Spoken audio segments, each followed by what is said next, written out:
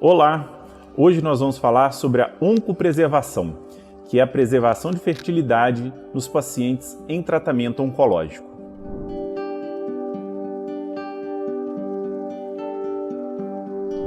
Hoje nós temos aqui, eu e a doutora Leila, como convidada, a doutora Tatiene, que é oncologista clínica e responsável pela oncologia da Clínica Solos. Doutora Tatiene, muito obrigado pela sua presença. Eu que agradeço a oportunidade. É com imenso prazer que nós estamos aqui para falar um pouquinho sobre esse assunto tão importante e que tem que ser pensado antes do início do tratamento oncológico propriamente dito. Por quê? As drogas quimioterápicas que nós temos disponíveis para tratamento do câncer, principalmente uma classe chamada de alquilantes, que nós utilizamos muito para tratamento de tumores de medula óssea, das leucemias e dos linfomas, que acomete uma população de característica jovem, assim como também o uso delas para tratamento de câncer de mama, e nós temos visto uma migração em relação à faixa etária de acometimento dessa patologia cada vez maior. Então, mulheres mais jovens estão tendo esse diagnóstico, estão tendo que fazer tratamento quimioterápicos que podem cursar com o abalo na fertilidade a curto, médio e longo prazo. E também para homens, no caso dos tumores de testículo, por exemplo, que também muitas vezes necessitam fazer um tratamento quimioterápico de cunho curativo ou até uma radioterapia em campo alargado e que vão ter também repercussão na sua vida reprodutiva. Tumor este também, que pode acometer as mulheres, os tumores ovarianos, os tumores germinativos de ovário, e que da mesma forma podem trazer consequências no decorrer da vida dessas pacientes e desses pacientes, que muitas vezes vão ficar curados, mas não vão conseguir realizar um sonho, muitas vezes, de ser pai ou ser mãe.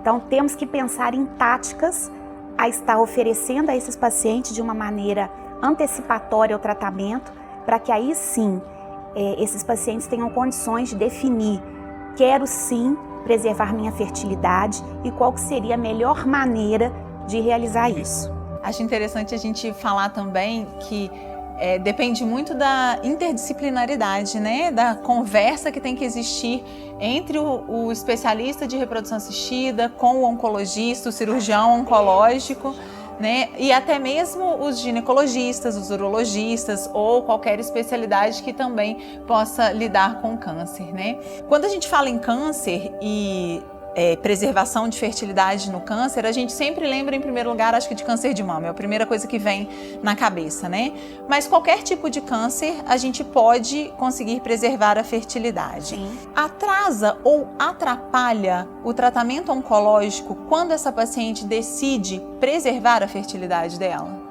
Não, Leila, são raras as situações, por exemplo, em tumores hematológicos, as leucemias e os linfomas.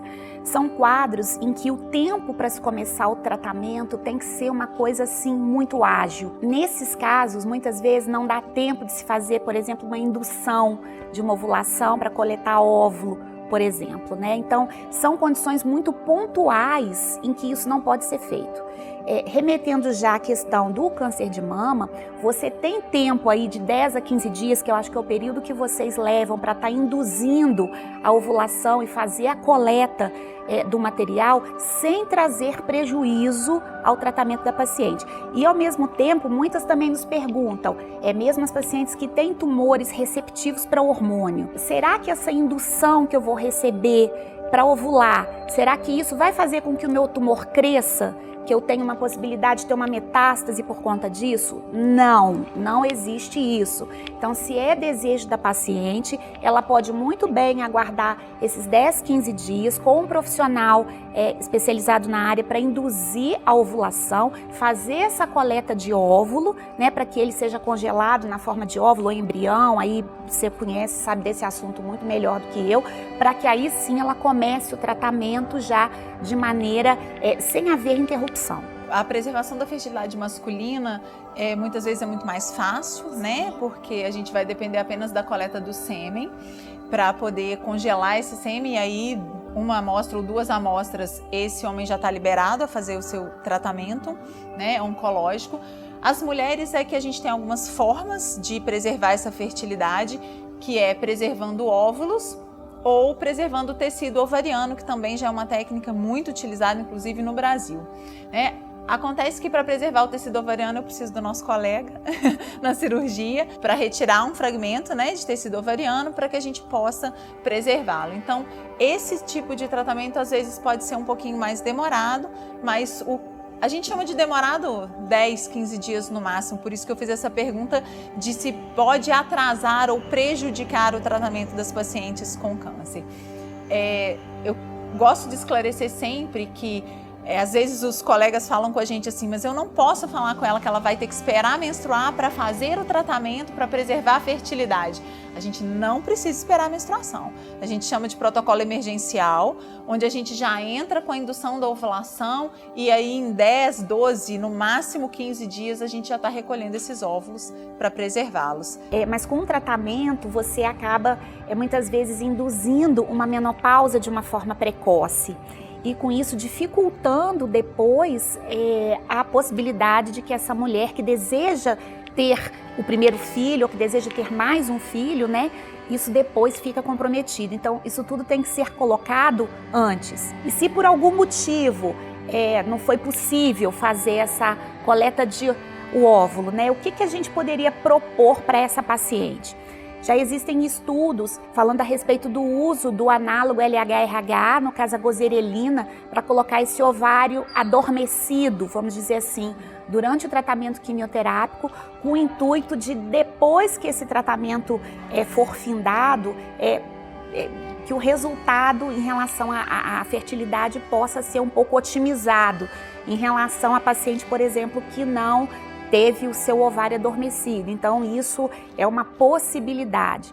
E existe ainda a possibilidade das pacientes que não puderam por nenhuma dessas 2 opções, no final serem receptoras de óvulos doados, né? Seria uma outra opção também para quem tem esse desejo de ser mãe e que não teve condições de usar as outras técnicas que a gente acabou de conversar aqui. A gente consegue preservar a fertilidade nessas pacientes que têm diagnóstico de câncer e têm indicação cirúrgica? Então, isso é uma abordagem muito importante, porque uma das principais preocupações das mulheres com câncer ginecológico é a fertilidade. E no câncer, por exemplo, do colo do útero, em que muitos casos são realizados tratamentos em que a fertilidade ela não é preservada, nós temos sim algumas opções de tratamento que pode preservar a fertilidade. Uma delas chamada de traquelectomia radical, que seria a ressecção radical do colo do útero com a preservação do corpo do útero, das tubas e dos ovários. Neste caso específico, a gente consegue sim preservar a fertilidade da mulher com a possibilidade de uma futura gravidez. Uma outra possibilidade são para mulheres que têm, por exemplo, jovens com câncer de ovário, que nós fazemos a ressecção apenas da tuba uterina e do ovário comprometido, mais a linfadenectomia, que são as ressecções dos linfonodos pélvicos e retroperitoneais, e preservamos o ovário contralateral, o corpo do útero, e assim a mulher ela também tem a possibilidade de uma gestação futura. Então existem sim técnicas cirúrgicas que contribuem para essa preservação de fertilidade. A gente falou muito, Tati, de quimioterápicos, né? Eu queria te perguntar se a radioterapia é tão agressiva quanto a quimioterapia. E se quando tem alguns pacientes que têm indicação só de radioterapia, que não tem indicação de quimio. Nesses pacientes a gente preserva a fertilidade também? É indicado? A rádio tem esse poder também de destruição, vamos dizer assim, da fertilidade? A radioterapia é um tipo de tratamento oncológico local ou loco-regional, tá? Então depende muito do local onde a radioterapia vai ser feita.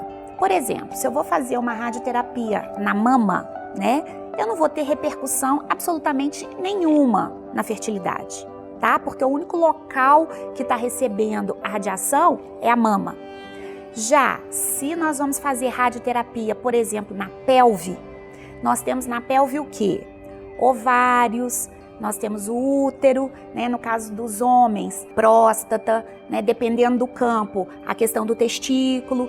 Então, depende muito do local onde essa radioterapia vai ser feita. Não vamos esquecer também que temos o reto, né, os tumores coloretais, que muitas vezes você, na hora de fazer a radioterapia na pelve, você acaba pegando o ovário ali próximo, né? Então, depende muito do local. Então, quando nós estamos falando em radioterapia da pelve por tumores pélvicos, a fertilidade ela vai ter sim um respingo sobre ela. Então essa questão tem que ser lembrada também pelos colegas radioterapeutas, a importância realmente da interdisciplinaridade, porque antes de começar a fazer a radioterapia na região da pelve, seja por o tumor ali que se localize, isso tem que ser colocado para o paciente, a repercussão que isso vai ter na vida dele, homem ou mulher, e as soluções que poderia estar sendo propostas para que a qualidade de vida dele possa ser mantida e que esse desejo de manter a fertilidade, se assim o for, possa ser obtido. Acho que um outro ponto que muitos têm curiosidade e gostariam de saber é quando que o paciente está liberado após o tratamento para ele poder iniciar as possibilidades da fertilização. Isso vai depender muito, Roberto, do diagnóstico, né? Qual é o tipo de tumor, né? Dados prognósticos, se é um tumor que tem uma maior propensão de recidiva ou não, se é um tumor de baixo grau, se é um tumor que você está com tratamento de cunho curativo, né? Então, geralmente a gente fala no período de 1 ano.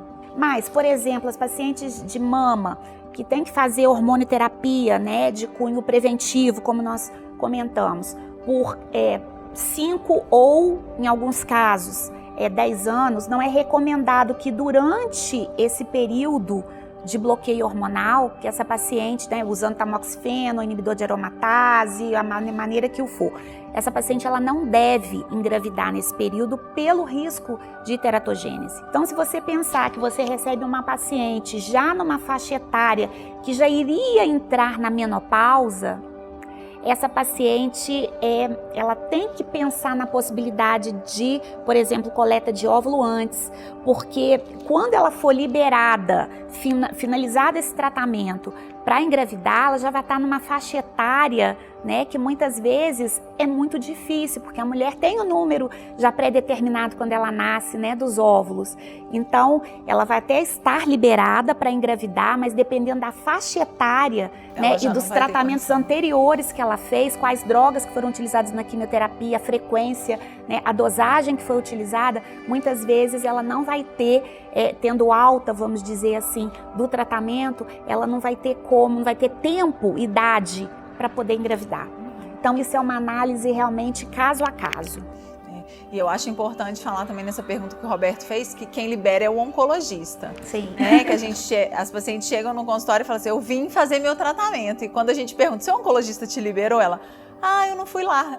Então quem libera é o oncologista sempre, né? Essa decisão é muito parceira, né? Você tem que colocar para o casal, tem a nossa estatística, né, de acordo com os fatores prognósticos que se apresentam e conversar isso, obviamente, também com o colega que vai trabalhar essa questão da fertilidade, mas sempre pensar nisso antes.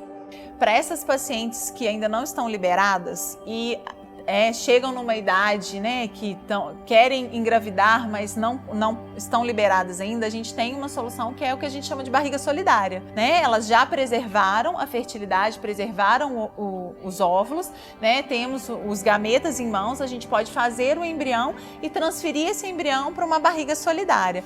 Lembrando que essa barriga, né, essa mulher que vai gestar para essa outra, ela precisa ser parente de até 4º grau, não só da mulher, mas do casal. Então ela pode ser parente tanto da mulher quanto do homem. Então, nesse caso da barriga solidária, ele também poderia ser utilizado para aquelas mulheres em que foi necessária a retirada do útero, a esterectomia, ou mesmo naquelas em que foi feita uma radioterapia pélvica, em que há o prejuízo da função uterina para a gestação. poderia também? Sim, a barriga solidária ela pode ser uma alternativa em qualquer momento em que essa paciente perdeu a funcionalidade do útero, seja pelo fato dela ter perdido o próprio útero ou a funcionalidade, a morfologia desse útero. Não só nos casos de câncer, mas também às vezes paciente que teve algum problema e teve que ser retirado o útero por mioma, por sangramento, a gente pode recorrer à barriga solidária também.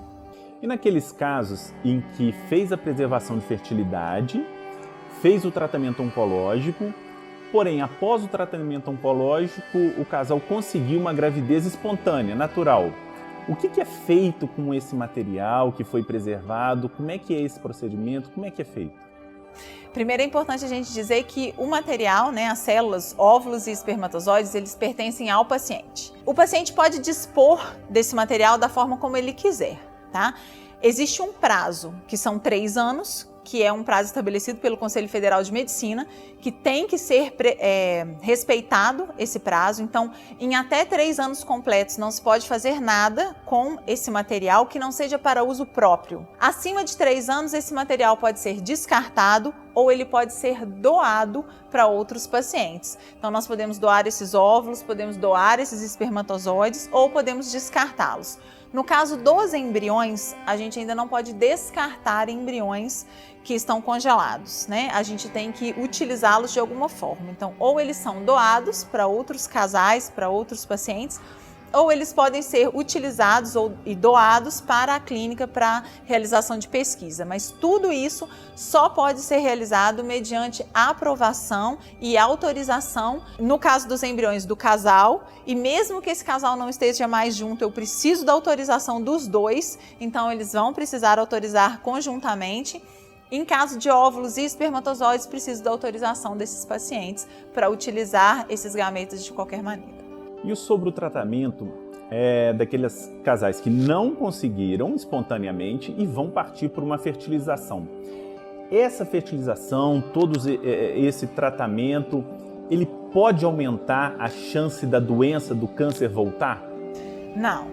Não, porque na grande maioria das vezes, como a gente já preservou a fertilidade, nós não vamos utilizar mais o tratamento hormonal, que é o que a gente utiliza antes para induzir a ovulação e coletar os óvulos. Eles já estão congelados, a gente vai descongelar e fazer a fertilização no laboratório, fazer esse embrião, acompanhar o desenvolvimento dele no laboratório para poder transferir para o útero dessa paciente.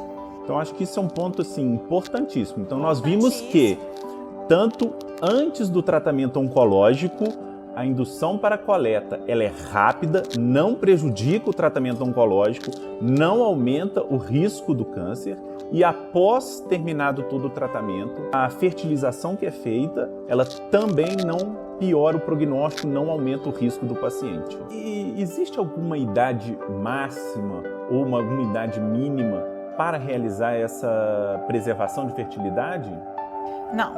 Não existe nem idade máxima nem idade mínima, mas a gente precisa esclarecer algumas coisas, Em crianças, por exemplo, a gente não consegue induzir ovulação e preservar óvulos. A gente vai preservar então o tecido ovariano, Então tem que se fazer aquela cirurgiazinha que eu falei lá no início, retirar um fragmento do tecido ovariano para criopreservar.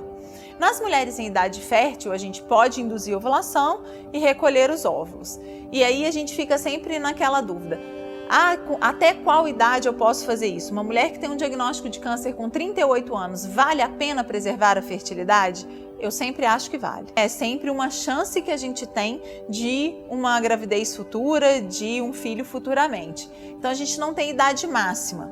O que acontece com as mulheres que vão chegando mais próximo da idade, característica de menopausa, 41, 42 anos, é que a gente vai fazer uma avaliação dessa reserva antes de preservar a fertilidade, que também, volto a falar, não atrasa nenhum tratamento, é um exame de sangue que a gente faz, que é a dosagem do hormônio antimileriano, que não precisa estar menstruada, não tem dia correto para fazer, a gente vai colher o hormônio antimileriano e saber o resultado dele para avaliar o custo-benefício de se preservar a fertilidade nessa mulher. A importância de avaliar a reserva ovariana é porque, como nós vamos criopreservar esses gametas, existe um risco pequeno, Porque hoje a gente tem uma chance de sobrevida do gameta de quase 99%. Então a gente sempre tenta preservar a maior quantidade de gametas possível para a gente não ter nenhuma perda depois no processo de descongelamento. Por isso a gente tem que avaliar a reserva ovariana dessas mulheres. Eu fico muito feliz de estar aqui hoje falando sobre esse assunto, né? O diagnóstico de câncer para qualquer pessoa é algo que ainda carrega muito estigma, né? Existe ainda uma associação muito grande entre câncer e morte, e nós sabemos que isso já caiu por terra há muito tempo. Nós temos cada vez mais tratamentos com taxas de cura excelentes, até em doenças metastáticas. Nós estamos aí na era da imunoterapia, que está se estendendo a tratamento de vários tipos de câncer, trazendo cura em doenças até então incuráveis e que nós não tínhamos quimioterápicos realmente eficazes. Então, hoje, o paciente que tem o diagnóstico de câncer, ele tem o direito de ter sonho, de planejar a viagem dele, de planejar o que ele vai fazer dali a um ano, ou seja, de ter sonhos de continuidade para a sua vida. E o sonho da maternidade, da paternidade, faz parte disso. Então, eu fico muito feliz em estar aqui trazendo um pouco de informação, né? E levantando a bandeira de que esse assunto tem que ser falado junto ao paciente que vai ser submetido a um tratamento oncológico para que não lhe seja tirado o direito de escolha. Queria agradecer a doutora Tatiene, doutora Leila. Esse então foi o nosso vídeo de hoje. Se você não está inscrito no nosso canal, se inscreva lá. Temos vários vídeos com muitas informações. Deixe suas dúvidas, suas perguntas. Até o próximo vídeo. Um abraço.